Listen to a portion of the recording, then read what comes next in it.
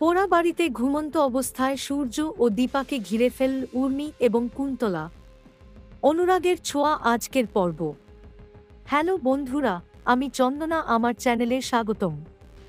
সর্বশেষ সংবাদ আপডেট পেতে দয়া করে চ্যানেলটি সাবস্ক্রাইব করুন এবং বেল আইকনটি টিপুন।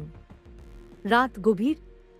পোড়া বাড়ির নিস্তব্ধতা যেন আরও ভয়ানক হয়ে উঠেছে।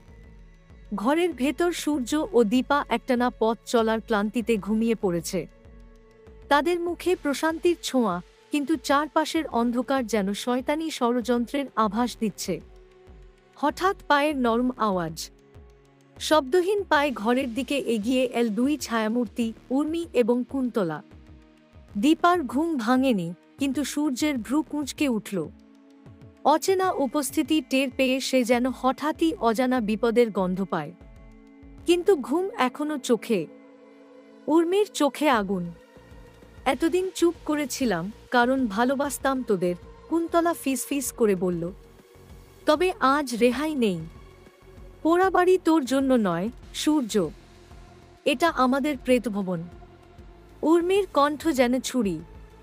ঘরের এক কোণে রাখা একটি পুরনো টেবিলের নিচে লুকানো ছোট্ট একটি কালো ব্যাগ। সেটা বের করে কুন্তলা তুলে ধরল। এটাই তোদের শেষ প্রমাণ। কাল রাতে যে রেকর্ডিং করেছিস সেটা আর কেউ দেখবে না। সে হাসল এক বিষাক্ত হাসি। হঠাৎই দীপার চোখ খুলে যায়। সূক্ষ্ম শব্দে সে জেগে ওঠে। কিন্তু সামনে এমন দৃশ্য দেখে সে হতবাক। উর্মি, কুন্তলা, তোরা এখানে কি করছিস? তার কণ্ঠ কাঁপছে।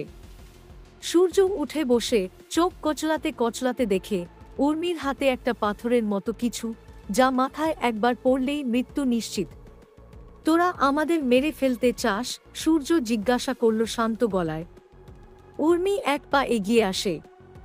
মেরে ফেলতে চাই না, শুধু চাই তোরা চিরতরে হারিয়ে যা। পোড়া বাড়ি